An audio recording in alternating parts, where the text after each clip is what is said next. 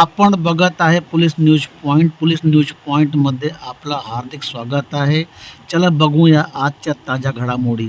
अंमली पदार्थ विरोधी पथक गुन्हे शाखा ठाणे शहर पोलिसांनी अंमली पदार्थ तस्करी गुन्ह्यात 2 वेळा शिक्षा भोगलेल्या एका आरोपीसह काश्मीर विरोधी खोऱ्यातील पथकाचे इतर पोलीस 2 आरोपींना हवालदार अटक अमोल केलेली देसाई आहे. यांना माहिती मिळाली होती की खारेगाव टोल नाक्याजवळ काही इसम हे चरस अंमली पदार्थ विक्रीसाठी येणार आहे. त्या अनुषंगानं अंमली पदार्थ विरोधी पथकाचे पोलीस निरीक्षक जनार्दन सोनवणे, सहाय्यक पोलीस निरीक्षक सोमनाथ पाटील आणि त्यांच्या टीमने एसीपी विनय घोरपडे यांच्या मार्गदर्शनामध्ये सापळा कारवाई आयोजित केली, ज्यामध्ये फिरोज खान राहणार अंकलेश्वर गुजरात याला ताब्यात घेण्यात आलं.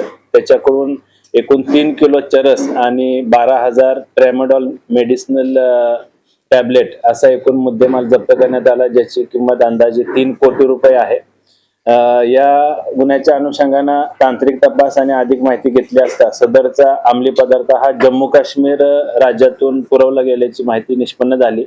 त्या अनुषंगानं अंमली पदार्थ विरोधी पथकाची टीम ही जम्मू काश्मीर येथे गेली. त्या गुन्ह्याच्या तपासामध्ये 2 आरोपी निष्पन्न झाले. एक मोहम्मद अशरफ हा राहणार अनंतनाग जम्मू काश्मीर आणि दुसरा शौकत अजीज मीर राहणार कुपवाडा जम्मू काश्मीर. या दोन्ही आरोपींना अंमली पदार्थ विरोधी पथकाच्या टीमने जम्मू काश्मीर येथून ताब्यात घेतलं, त्यांना अरेस्ट करण्यात आलेली आहे. यामध्ये शौकत अजीज मीर याची पोलीस कोठडी ही 12 जून पर्यंत आहे. त्याचबरोबर फिरोज खान मुख्य जो आरोपी आहे त्याची देखील सध्या न्यायालयीन कोठडी आहे. त्याला आम्ही पुन्हा पोलीस कोठडीमध्ये घेऊन अधिक तपास करीत आहोत.